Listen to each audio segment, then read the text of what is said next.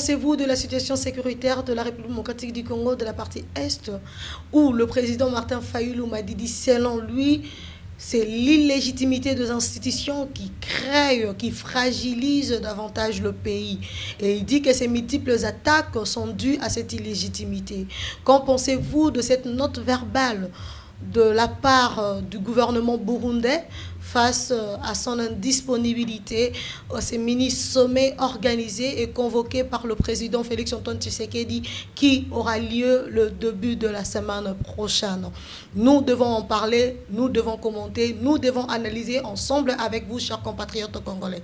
Voilà pour vous aujourd'hui, une fois de plus, M. Stéphane Balamwangé, un habitué et notre frère, le DG de notre chaîne EDAM TV officielle. Bonjour Monsieur Stéphane. Bonjour Madame Marilou. Vous allez très bien ce matin, j'espère. Oui, on est là par la grâce de Dieu, et surtout que c'est déjà un week-end. On souhaite déjà un bon week-end à tous les amoureux qui aiment aller se balader ailleurs, manger du tabac et manger les ngombe consorts, mais nous sommes là pour travailler. Nous sommes là pour travailler. Monsieur Stéphane Balamwangé, la situation sécuritaire dans la République démocratique du Congo est une préoccupation pour tout Congolais conscient. L'Est est en train de brûler. Et là, nous sommes en train de lire le Twitter du leader de la Mouka, le candidat malheureux à la présidentielle 2018, M. Martin Fayulu Madidi, disant que c'est l'illégitimité des institutions qui fragilise davantage le pays. Selon lui, les attaques à l'Est sont dues à cette illégitimité. Vous pouvez un peu nous éclaircir sur cette situation. Nous pouvons comprendre ce qui se passe dans sa tête. Merci beaucoup, Madame Mario. Dans votre entrée, vous aviez bien dit que j'étais le DG de EDAM TV officiel. Ce média a été mis en place. D'abord, c'est pour bien éclairer l'opinion nationale et internationale, éclairer nos compatriotes qui nous suivent de partout. Nous sommes un média du changement. Ça prouve à suffisance que nous devons dire des choses telles qu'elles sont. Ce n'est plus le temps de faire du fanatisme mal placé, mais c'est de dire la vérité. Lorsqu'il s'agit de dire la vérité, je suis Stéphane Balamwangé, parfois incompris par certains. J'aime dire la vérité. Moi, mon combat aujourd'hui, c'est de dire la vérité. C'est de dire ici ça marche, ici ça ne marche pas, ici ici le président fait du bien, ici ça ne marche pas. Donc c'est un peu ça. Madame, pour revenir à votre question, Monsieur Martin Fayulu, c'est un leader, l'un des leaders en République démocratique du Congo au niveau de la plateforme La Mouka qui a été mise en place par Félix Tshisekedi et par Jean-Pierre Bemba, par Adolphe Muzitu et aussi par Moïse Katumbi, non Adolphe Muzitu non, par Moïse Katumbi et consort. Donc aujourd'hui, Martin Fayulu, après sa perte, après son échec à l'élection présidentielle, il a perdu vraiment de pédales. Martin Fayulu a perdu de pédales et je commence à me poser mille et une questions. Martin Fayulu n'a pas la notion de prendre silence à un instant.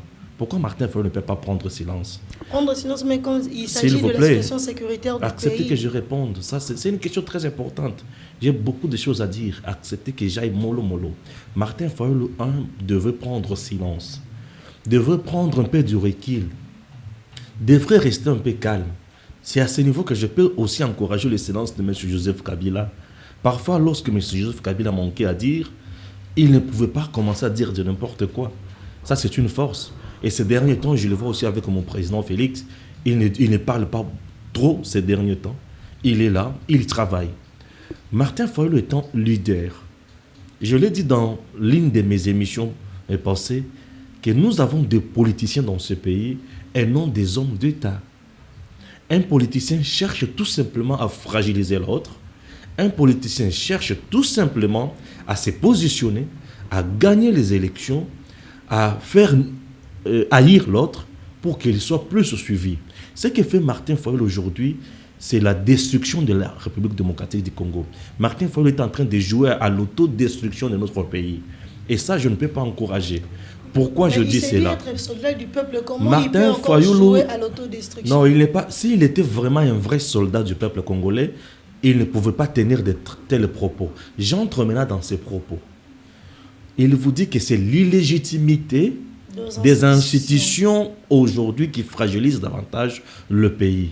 Martin Fayulu se trompe. Pour qui il prend les Congolais? L'insécurité à l'est du pays n'a pas commencé aujourd'hui. L'insécurité à l'est du pays a commencé, je peux même dire sous Mobutu. Ce n'est pas aujourd'hui.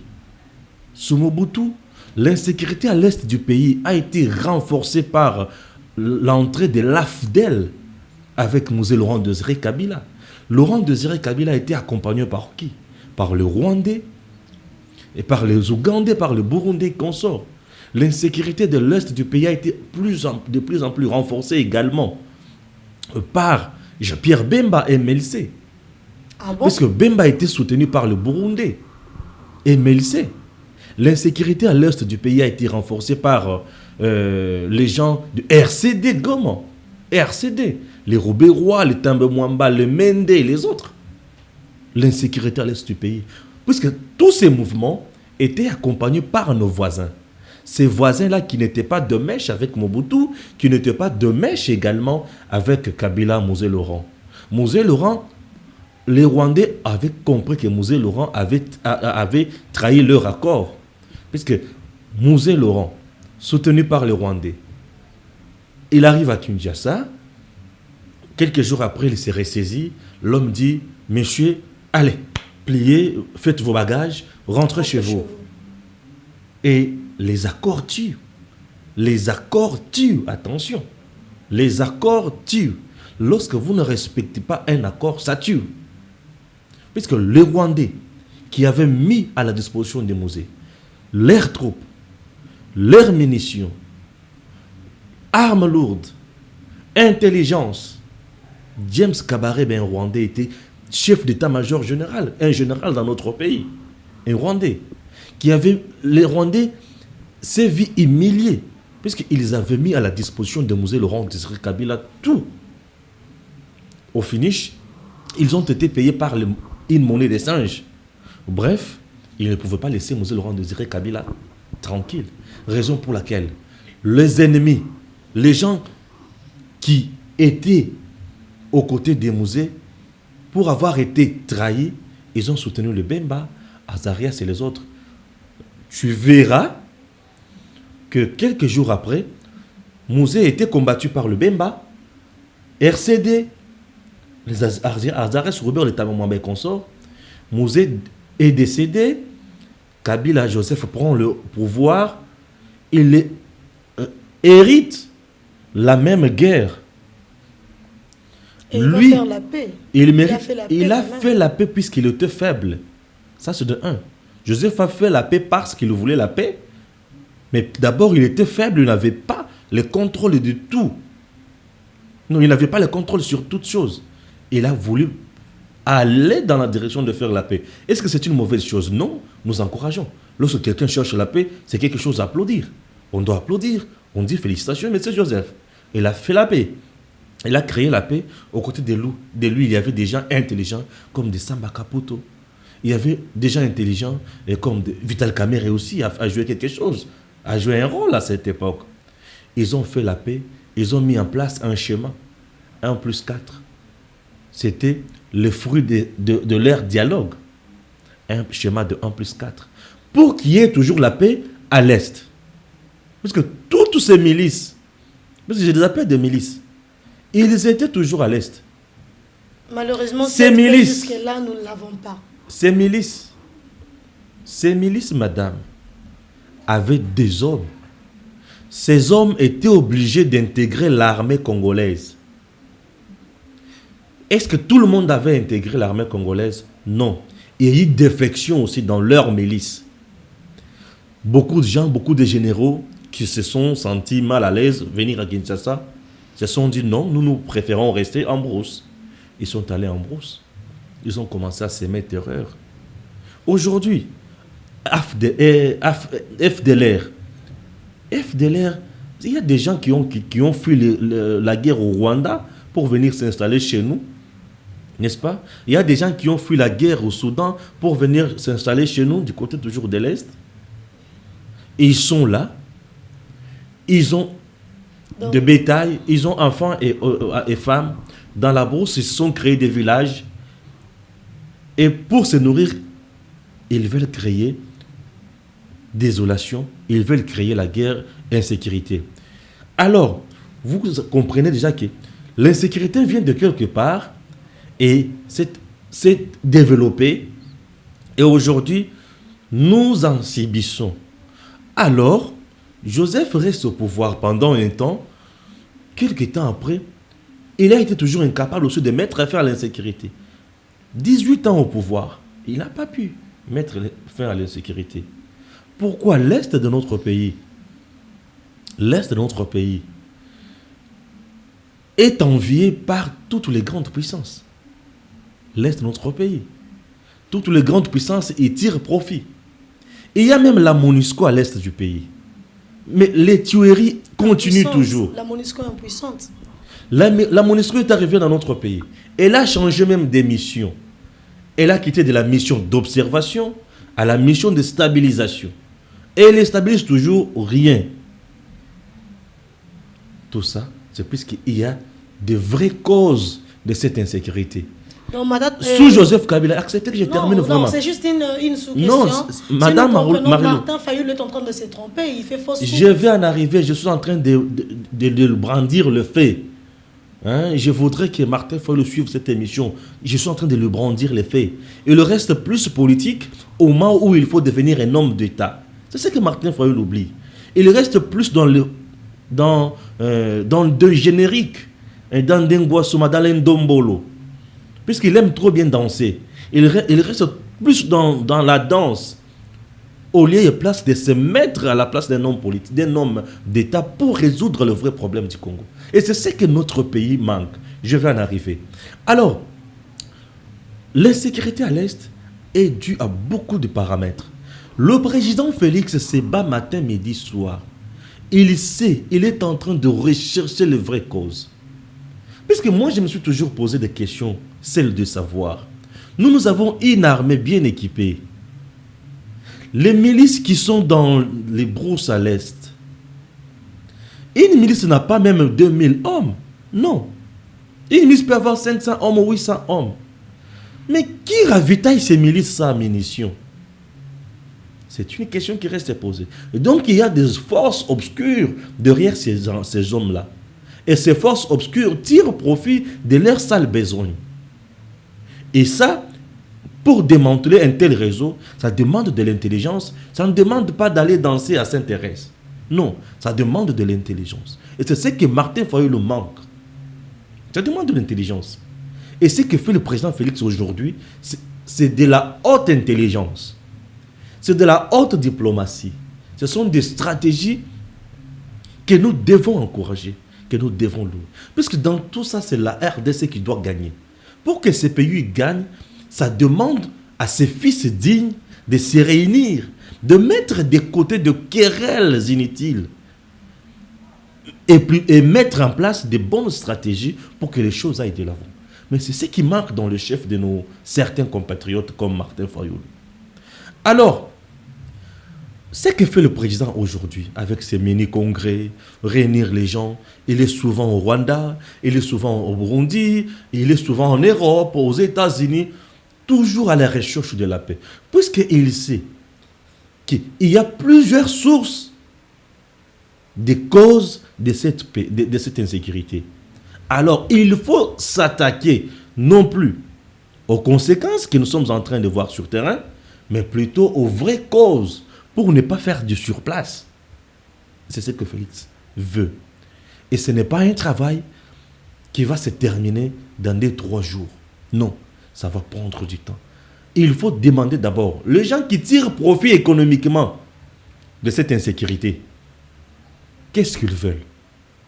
Est-ce que les minerais qui sont en train de chercher à l'est de notre pays, si on les vendait normalement, s'ils coopéraient avec le gouvernement en place, est-ce qu'ils ne vont pas gagner?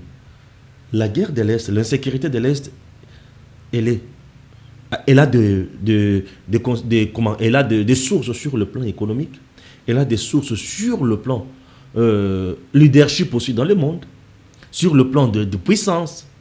Elle joue sur beaucoup de choses. Et ce n'est pas quelque chose qu'on doit se réveiller le matin, on dit, je vais mettre l'insécurité à l'Est. Non, ça ne va pas marcher. Il faut savoir mettre en place un plan de vraies sorties de crise, de guerre à l'Est, et nous aurons la paix. Et ces plans-là intègrent, ou ces plans-là font appel à beaucoup de paramètres et beaucoup de choses qu'on doit respecter. Ça, c'est très important que Martin Fayulu doit savoir. Maintenant, je viens à Martin Fayulu. Martin Fayulu nous parle de l'illégitimité des institutions. C'est un discours politique. Un discours politique qui ne cadre pas avec la réalité du terrain. L'insécurité a existé avec Joseph Kabila ayant un mandat légitime. En 2006, c'était un mandat légitime. L'insécurité était là. Joseph Kabila passe encore président de la République en 2011. C'était un mandat encore légitime. Je ne vais pas entrer dans les à côté. Je parle des mandats. Ce qui a été publié par la CENI, restons d'abord légaliste et rationnel. Et validé par la Cour constitutionnelle. Et validé par la Cour constitutionnelle. Mandat légitime. L'insécurité a persisté toujours à l'Est. Et maintenant, aujourd'hui, avez-vous un groupe à l'Est qui dit si nous sommes dans la brousse, c'est parce que Félix n'a pas été élu? Non. C'est une question. Mais je suis en train de creuser. Ce n'est pas pour rien qu'on a mis en place ces médias. C'est pour bien informer l'opinion, éclairer l'opinion. Aujourd'hui, madame, acceptez, ça c'est un niveau très important. Vraiment. Madame, réfléchissons ensemble. Vous réfléchissez bien, je vous respecte beaucoup, madame Marilou. Parce que même les gens qui nous suivent, vous savez, notre émission d'hier a été beaucoup suivie. Et les gens ont beaucoup apprécié ça. Vous voyez un peu? Les gens ont beaucoup apprécié ça. On a mis ça en ligne ce matin. Les gens ont beaucoup apprécié. Y a-t-il un groupe de milices à l'Est qui réclame, qui dit, messieurs, nous sommes en brousse, nous sémons l'insécurité, nous sémons désolation parce que le président Félix est illégitime? Non, il n'y en a aucun groupe, aucune milice. Aucune milice. Nous sommes là en train de s'aimer insécurité puisque Félix est illégitime, puisque les institutions de Kinshasa sont illégitimes. Aucune milice. C'est toujours les anciennes milices qui continuent à faire leur sale besoin. Et pourquoi Martin Fayulu doit nous faire croire aujourd'hui que l'illégitimité des institutions, c'est ça le vrai problème de l'Est? Non. Monsieur Martin Fayulu, avec tout le respect que je vous dois, je ne m'attaque pas à votre personne, mais je m'attaque à vos propos mal placés, des propos qui ne méritent pas respect. Pourquoi? Parce que ce sont des propos qui crachent sur la République démocratique du Congo.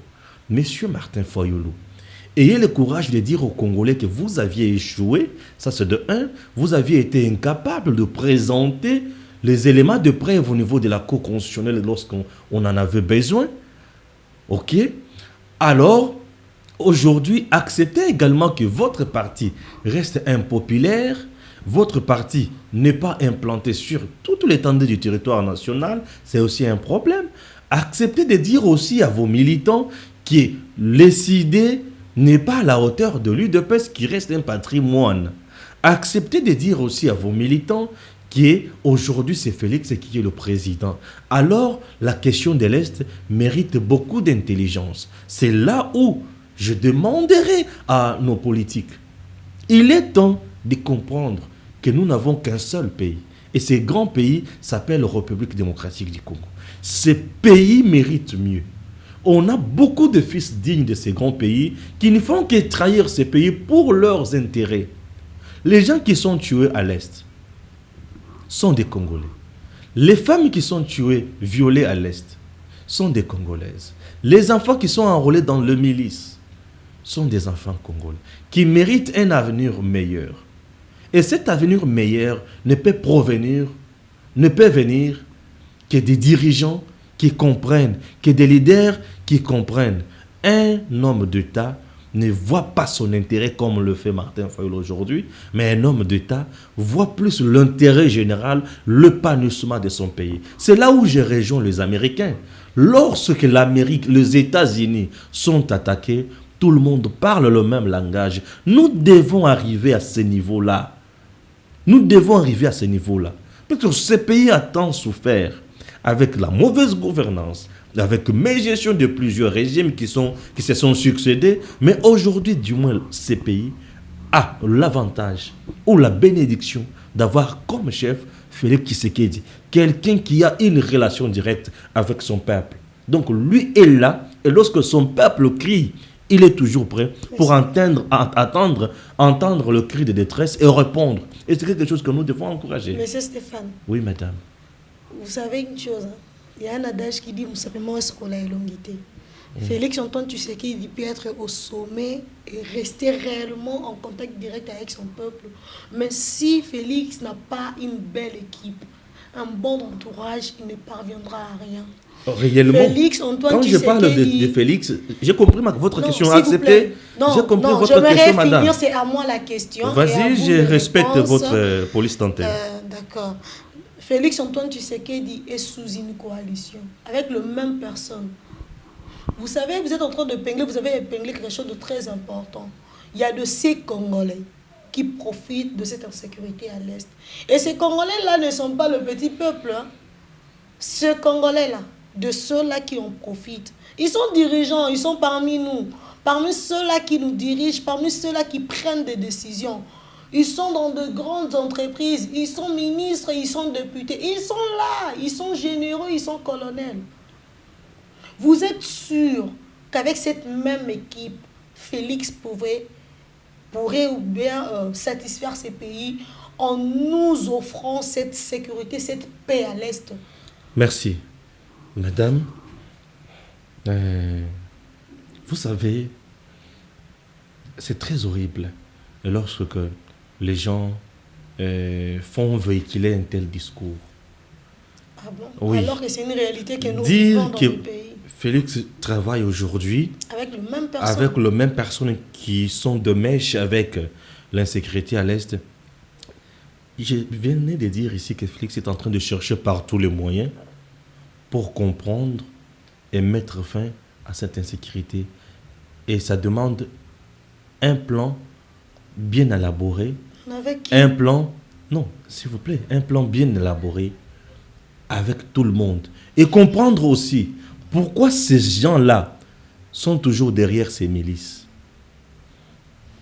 Et comprendre leurs soucis et chercher aussi à négocier avec eux. C'est possible. C'est possible avec la volonté qu'a le président Félix. Vous dites que Félix aujourd'hui travaille avec les mêmes gens qui ont détruit, qui sont de mèche avec les gens qui sont à l'est du pays, qui sèment terreur et désolation. Félix aujourd'hui, ici d'abord sur le plan national, prenons d'abord l'aspect gouvernance. Félix travaille avec Julien Paluku, qui fut gouverneur sous Joseph Kabila, un kabiliste. Félix travaille avec un ministre de Finances, un kabiliste. Félix travaille avec un premier ministre kabiliste. Félix travaille avec le ministre de Défense. Il est du peuple, il est du FCC. Mais l'armée congolaise a des prouesses sur terrain. L'armée congolaise a des prouesses sur terrain, madame. Félix Tshisekedi travaille avec le gouverneur de la Banque centrale qui a été nommé par Joseph Kabila. Mais aujourd'hui, on vient de démanteler plus de 50 sous-comptes parallèles au compte principal au niveau de la BCC. Félix travaille avec beaucoup de gens. Ce n'est pas le fait de travailler avec le même gens qui ont échoué hier. Ils ne vont pas bloquer la machine. S'il vous plaît, ce n'est pas le fait. Inquiétude. Ça, c'est ce que les gens... Bon, je peux dire, les gens se posent plus de questions autour de ça. Mais je viens d'énumérer un certain nombre de choses ici. Que Félix travaille avec le même gouverneur de la Banque centrale qui a été nommé par Kabila. Mais la dépréciation monétaire. S'il vous plaît, qui a été nommé par Kabila. Mais aujourd'hui, c'est toujours le même gouverneur qui a été auditionné par l'inspecteur général des finances. L'inspection générale des finances dépend directement, non de la présidence, mais du président. Tu comprends? Alors, ce dernier, quand il est allé auditionner monsieur le gouverneur de la Banque centrale, il n'y a pas eu un bon résultat. Il y en a. De deux, IGF, qui travaille toujours avec le président Félix, on a démantelé plus de 700 titres d'exonération dans notre pays qui font perdre à l'État congolais chaque année 5 milliards de dollars américains. On a démantelé un grand nombre de ports illégaux aux côtés des ports officiels. Et tout ça, Félix le fait avec qui? Avec le même gens qui ont travaillé avec Joseph Kabila. C'est un problème de coaching. C'est un problème également de vision. Tu adhères ou tu n'adhères pas. Quand tu n'adhères pas, tu es des côtés. Tunda Yaka Sende qui n'a pas voulu coopérer, travailler dans la même vision avec le président Félix. Il a été chassé du gouvernement comme un petit enfant à cause de l'incompétence et excès des ailes pour avoir, je dis bien pour avoir, décidé en lieu et place du gouvernement en donnant l'avis favorable sur les fameuses lois Minako et Sakata pour la réforme du pouvoir judiciaire.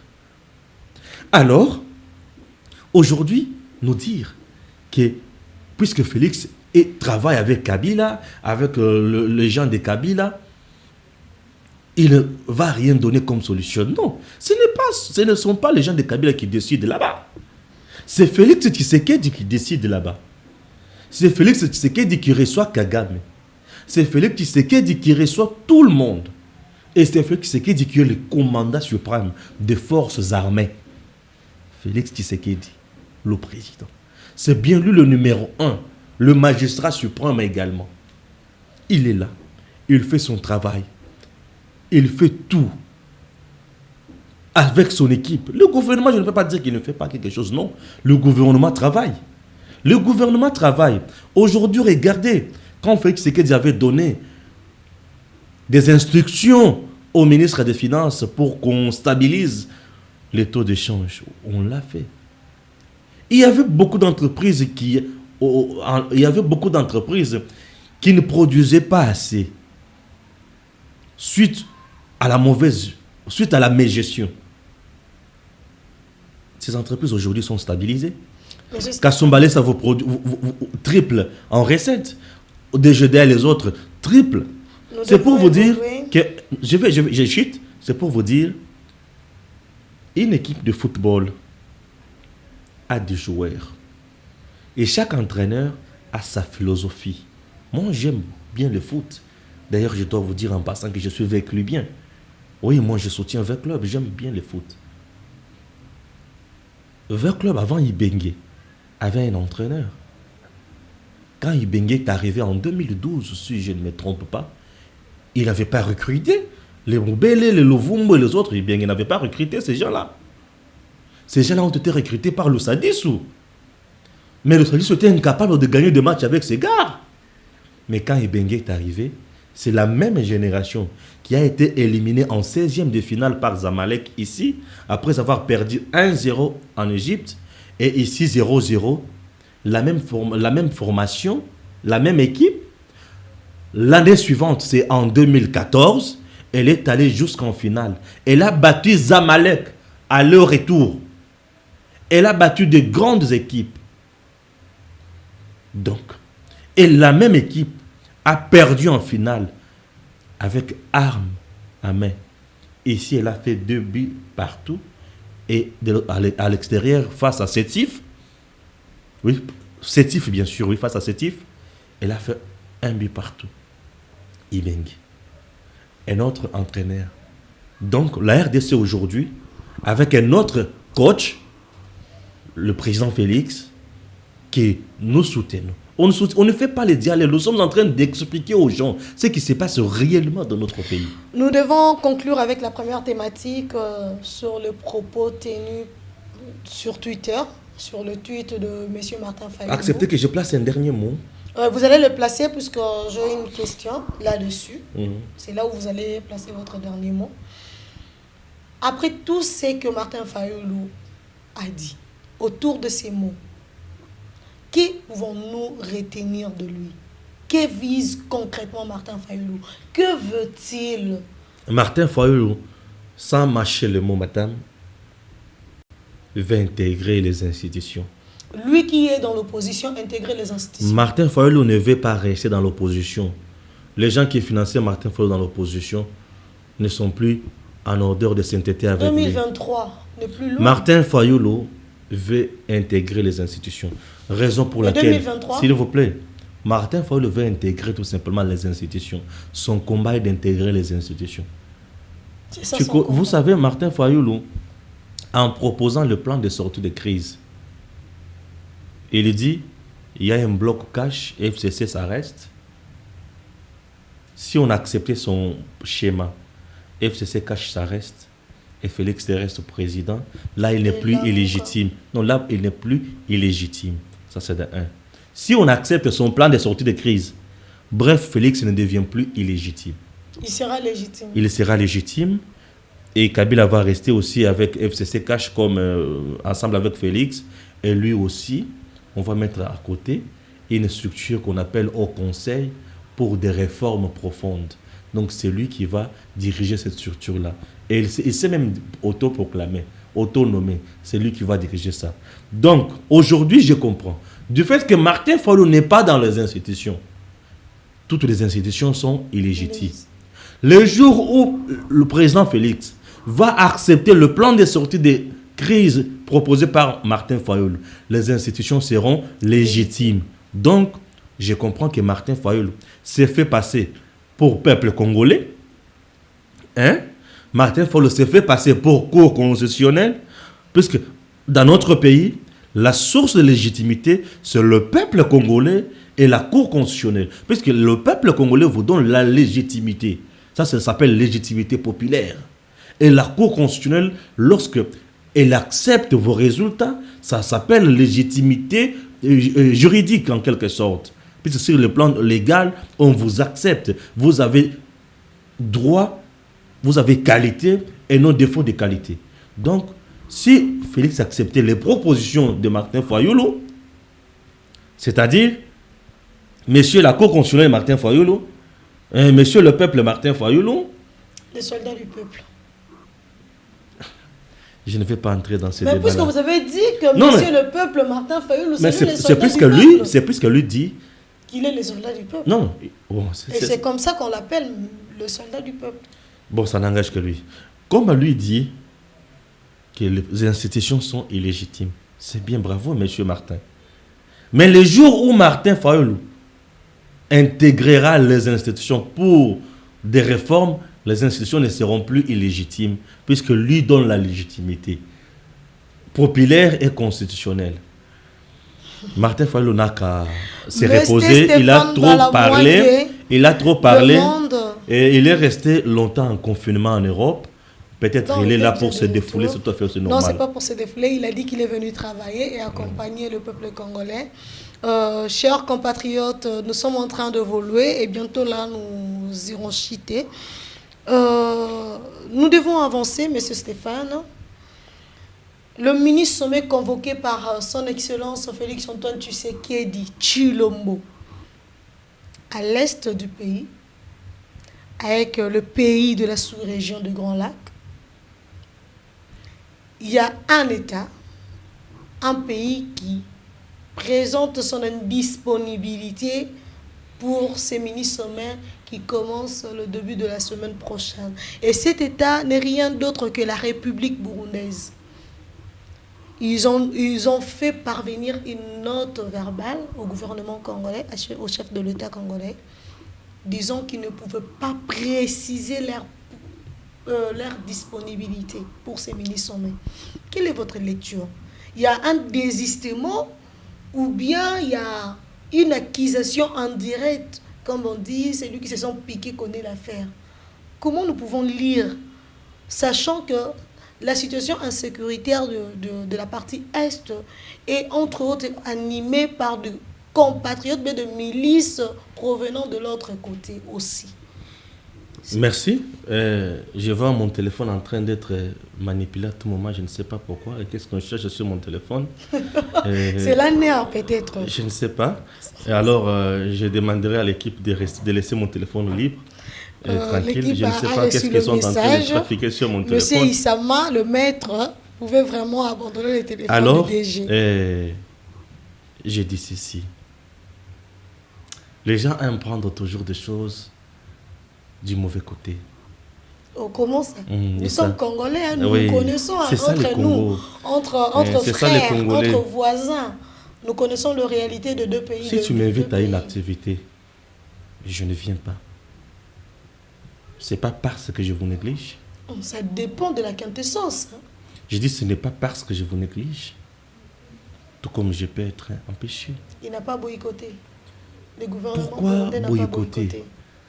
La RDC a de bonnes relations bilatérales avec le Burundi. Bon, c'est ce qui s'est dit de manière diplomatique, mais nous connaissons sur le terrain. La RDC a de bonnes relations bilatérales sur le plan avec le Burundi. Et c'est vraiment obligatoire que le Burundi soit là. Est-ce que le Burundi a boycotté au sommet? Non. Peut-être que les autorités burundaises sont peut-être plus préoccupées aussi à leurs questions dans leur pays. Nous connaissons la diplomatie. Alors, ce qui est aussi important est que le sommet aura lieu. Le sommet aura lieu. L'Angola sera là. Le Rwanda sera là. L'Ouganda également. L'Ouganda. Si on met déjà 3 sur 4, j'espère que c'est au-delà de la moyenne. C'est au-delà même des attentes. 3 sur 4. Et puis, que les gens cessent de faire du djalelo. Il a saboté, ils ont boycotté, ils ont boudé le président Félix. Le président Félix n'a pas été boudé. Il n'a pas été saboté. Les mini-sommets aura bel et bien lié. Les mini-sommets va nous donner quelques résolutions. Les mini-sommets va résoudre en partie aussi l'affaire de l'insécurité à l'Est. Monsieur Stéphane, va résoudre aussi en partie. Depuis que le Congo a connu cette situation à l'Est, il y a eu combien d'assises, combien de sommets, de mini-sommets organisés autour de cette question de la sécurité à l'Est du pays? Les gens ne peuvent pas se fatiguer pour se parler. Les gens doivent toujours se parler. Puisque le problème ne manque pas, le problème surgit, viennent tous les jours. Les gens doivent toujours se parler. Non, autour d'une même question. Alors, oui, lorsque les préoccupations ne sont pas encore rencontrées, on doit toujours se parler. Lorsque le résultat tant cherché n'est pas encore obtenu, on doit toujours se parler. Lorsque les mêmes choses qui nous dérangent font toujours surface, on doit toujours se parler. Vous voyez, madame? Oui, on doit toujours se parler. La RDC a une affaire de 9 frontières. La RDC doit coopérer bien avec ses alliés. La RDC a obligation d'être en paix avec ses voisins. Et surtout que c'est un pays hospitalier, ça ne peut pas nous inquiéter. Les gens doivent se parler et continueront toujours à se parler. Et ce n'est pas pour rien qu'on a mis en place ce que nous appelons diplomatie. La diplomatie règle beaucoup de choses. Tout ce qui se passe dans le monde ne se règle pas uniquement sur le plan de guerre. Les gens se parlent toujours. Les gens peuvent se parler pour mettre en place un plan qui peut être profitable à tous. On peut mettre en place aujourd'hui un marché d'échange Rwanda-RDC. Ça peut nous être utile. Vous ne voyez pas Air Rwanda qui était chez nous ici? Il y a l'avion rwandais qui descend chez nous. Économiquement, ça profite à tous les deux pays. Les Rwandais gagnent, la RDC aussi gagne. Mais ce sont des choses que nous devons encourager. Il y a toujours une mauvaise image qu'on a inculquée dans le peuple. Non, il faut tout bon dans le bango, il faut tout la guerre. Mais la guerre ne résout pas tout. Peut-être le bras de fer pourrait résoudre l'affaire. faire le bras de fer, que Félix Houphouët, le roi du Zaïre, comme l'a été, comme le fut le feu Mobutu. Peut-être le Rwanda, l'Ouganda, le Burundi, l'Angola de même pouvaient se rétracter un peu. C'est bien d'être un homme fort aujourd'hui. Mais sachez très bien que vous ne le laisserez jamais éternellement. Et les gens que vous allez toujours mater, fragiliser, tuer, museler, un jour, il y aura toujours notre génération qui viendra faire revanche. Ça sert à quoi? Nous sommes un peuple africain. Nous sommes un peuple africain. Un peuple africain doit savoir se dépasser pour les intérêts des autres. Il doit d'abord se dépasser pour ne pas... Qu'est-ce que je dis? Un peuple africain doit d'abord se dépasser pour rester en paix au détriment des intérêts des autres. Il doit savoir rester en paix. Le peuple africain doit savoir boycotter les intérêts des autres et encourager ses intérêts. Aujourd'hui, madame, la RDC est un pays qui coopère avec l'Angola. Il y a les entrées et les sorties. Mais ils nous ont chassés, ils nous ont malmenés là-bas chez eux, malgré cette coopération. Il y a des réfugiés congolais qui ont fui les atrocités des Kamwena Sapo dans l'espace Kassai, qui se sont retrouvés en Angola. Est-ce que l'Angola avait prévu cela pour accueillir ces gens-là et les placer dans les bonnes conditions, dans les étoiles, dans les hôtels 5 étoiles? Non. L'Angola a aussi ses problèmes. L'Angola a aussi ses difficultés. Il a aussi ses préoccupations. Tout comme la RDC a ses problèmes, ses difficultés, ses préoccupations face à son peuple. Donc, il y a eu des choses que nous avions condamnées dans les temps, sous Joseph Kabila. Les Congolais ont été chassés en Angola. Les Congolais ont été chassés. Mais écoutez, l'Angola était proche de ces élections. Avait demandé aux gens, monsieur, vous savez que vous êtes non originaire d'ici. Prière d'abord de rentrer chez vous. Nous comptons passer au recensement, à l'enrôlement pour organiser nos élections et vous reviendrez après. Si vous vous entêtez, qu'est-ce qui va arriver? C'est la force qui va venir vous déloger de votre maison. C'est la force. Ce que nous avions dénoncé, c'était des viols, massacrer les autres, tuer, taper. C'est de telles violences physiques, on dénonce. Mais lorsqu'un pays vit ces principes, il vous demande de quitter d'abord son sol, vous entêtez. Mais il y aura toujours des répercussions. Au Congo là-bas, au Congo-Brazzaville. C'était quoi? Au Congo-Brazzaville, je ne sais pas trop dire ce qui s'était passé là-bas, puisque je n'ai pas eu vraiment toutes les données. Alors, ils ont préféré que vous quittiez leur pays. Mais c'est Stéphane. Je ne vais pas trop... Non, je ne vais pas faire un commentaire clair sur le Congo-Brazzaville, puisque je n'ai pas toutes les données. Mais c'est Stéphane, vous savez une chose, tout enfant est assuré quand son père est en vie. Vous le savez? Bien sûr. Je me dis, quand je me sens en insécurité dehors, il suffit pour moi de voir n'offusque le portail de chez moi. J'ai la paix. Et ces gens-là étaient interdits de rentrer chez eux? Est-ce que les Congolais peuvent être fiers de se dire que j'ai un chez moi? Nous avons le temps nous avons peut-être la chance, ou bien les occasions, pas une chance, bien qu'en Afrique c'est une chance quand vous avez des frères à l'extérieur du pays. Mais au moins, c'est une occasion. Nous avons des frères, des sœurs qui sont en dehors de la République. Nous entendons ce qu'ils disent. Est-ce que les Congolais peuvent être fiers de son État?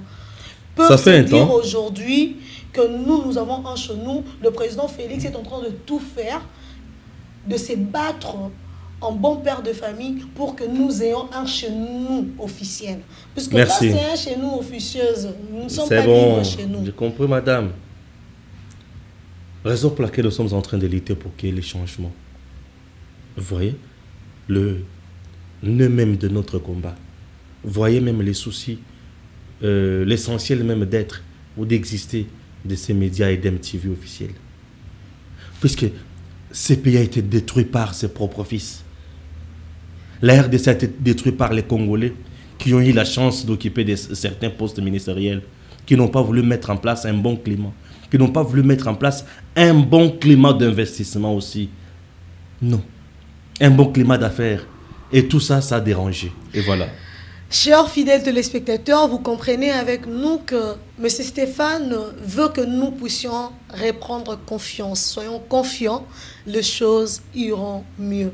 Et nous serons demain fiers d'être Congolais et nous resterons Congolais. Nous dirons que nous avons connu un État, une nation, un pays et un peuple, la République démocratique du Congo. M. Stéphane, nous sommes à la fin de notre mission. Qu'en pensez-vous? Vous avez pensé ensemble avec le peuple congolais et nous aimerions vous accorder quelques secondes. Une conclusion de lecture sur ces 2 points. Vous vous adressez au peuple congolais. Si vous voudriez bien vous adresser à l'honorable Martin Fayulu Madidi, et un mot d'encouragement à son Excellence Félix-Antoine Tshisekedi, là où il se trouve, pour l'intérêt général. La caméra est là, à votre disposition. Merci. À son Excellence, Monsieur le Président de la République, sachez très bien que EDEM TV officiel avait déjà compris votre vision, puisque vous aviez dit dans votre tout premier discours que Rosala Congo, où les Congolais nous sommes en Essikanae. Et aujourd'hui, nous sommes en train de le voir. Sur ce point, félicitations. Nous devons toujours continuer à encourager la justice, car elle doit démanteler tous les réseaux mafieux qui gangrènent notre cher et beau pays. Et chers compatriotes, vous tous qui nous suivez de partout, prière de vous abonner d'abord à EDEM TV officiel, de nous encourager aussi dans ces combats, dans cette lutte. Nous sommes là pour encourager les œuvres, l'image de notre pays. Nous ne pouvons pas cracher sur l'arbre qui nous nourrit. Chers compatriotes, abonnez-vous massivement. Gardez toujours espoir. Les choses marchent toujours. Alors, à notre bien-aimé, à notre aîné Martin Fayulu, oui, vous aviez échoué, monsieur Martin Fayulu. C'est connu de tous, puisque vous aviez été incapable de brandir les brèves au niveau de la Cour constitutionnelle. Alors, aujourd'hui, vous avez défaut de qualité pour légitimer les institutions qui sont en place et qui fonctionnent normalement. Acceptez que je vous dise, prenez un temps de repos, cherchez à implanter votre parti sur l'étendue du territoire national et cessez d'embrouiller le peuple. Merci. Merci beaucoup à vous, chers fidèles téléspectateurs. EDEM TV, la chaîne du changement, c'est les Congos qui gagnent toujours. Très prochainement, nous vous reviendrons. Merci.